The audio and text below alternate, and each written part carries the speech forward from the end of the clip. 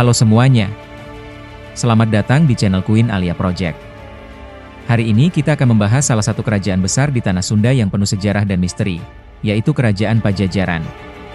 Apa penyebab kehancurannya? Siapa yang terlibat? Dan bagaimana peninggalannya hari ini? Yuk, kita telusuri bersama-sama.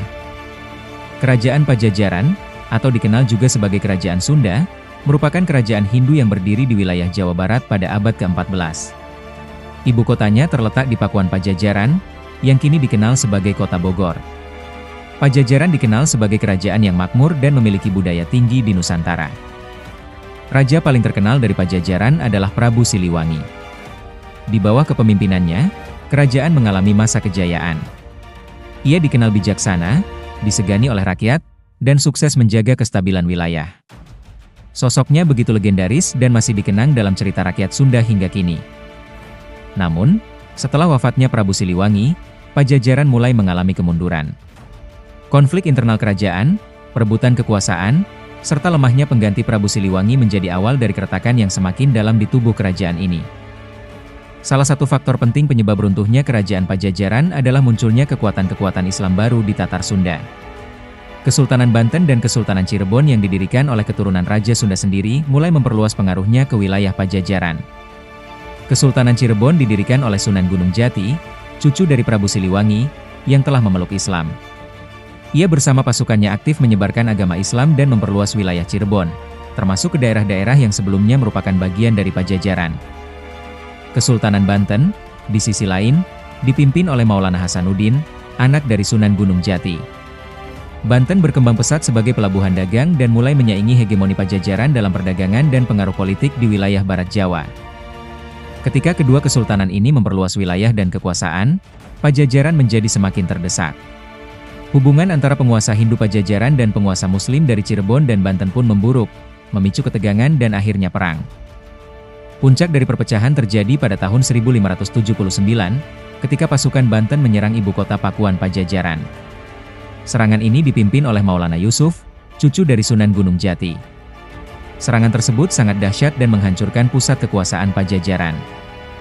Setelah serangan tersebut, Pakuan Pajajaran berhasil direbut. Raja terakhir Pajajaran, yang dikenal sebagai Prabu Ragamulya atau Prabu Surawisesa, melarikan diri dan tidak diketahui nasibnya secara pasti. Ada yang mengatakan ia wafat dalam pelarian. Dengan jatuhnya Pakuan, maka secara de facto kerajaan Pajajaran runtuh. Wilayahnya pun dikuasai oleh Kesultanan Banten dan Cirebon. Rakyatnya perlahan-lahan memeluk Islam, dan budaya Sunda mulai berasimilasi dengan budaya Islam yang baru masuk. Runtuhnya Pajajaran bukan hanya kejatuhan satu kerajaan, tetapi juga penanda berakhirnya dominasi agama Hindu di tanah Sunda. Sejak saat itu, Islam menjadi agama mayoritas dan berkembang pesat di wilayah Jawa Barat. Meski runtuh secara politik, budaya dan nilai-nilai kerajaan Pajajaran tetap hidup dalam masyarakat Sunda. Banyak cerita, legenda, dan tradisi yang diwariskan dari zaman Pajajaran masih hidup hingga sekarang, seperti kisah Prabu Siliwangi. Salah satu peninggalan yang paling terkenal dari era Pajajaran adalah prasasti batu tulis di Bogor. Prasasti ini dibuat untuk mengenang Prabu Siliwangi dan merupakan bukti sejarah penting eksistensi kerajaan tersebut. Selain prasasti, banyak toponimi atau nama-nama tempat yang berasal dari masa Pajajaran masih digunakan. Misalnya, kata Pakuan yang berarti pusat kerajaan, kini menjadi bagian penting dalam sejarah kota Bogor. Meskipun dokumentasi tertulis tentang Pajajaran tidak banyak, kisahnya tetap hidup lewat tradisi lisan, naskah kuno seperti Babat Tanah Sunda, serta catatan-catatan dari para penjelajah asing yang pernah singgah di kerajaan ini. Kisah runtuhnya Pajajaran juga menunjukkan bagaimana perubahan besar dalam sejarah bisa terjadi karena faktor internal dan eksternal sekaligus. Dalam hal ini, perpaduan antara kelemahan internal dan ekspansi Islam menjadi kunci keruntuhannya.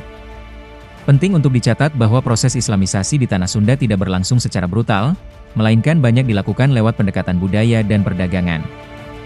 Hal ini mempercepat asimilasi dan penerimaan masyarakat terhadap perubahan. Kini, banyak masyarakat Sunda yang bangga akan warisan sejarah Pajajaran. Mereka melihatnya sebagai simbol kejayaan masa lalu dan kekayaan budaya yang harus dilestarikan di tengah modernisasi yang cepat.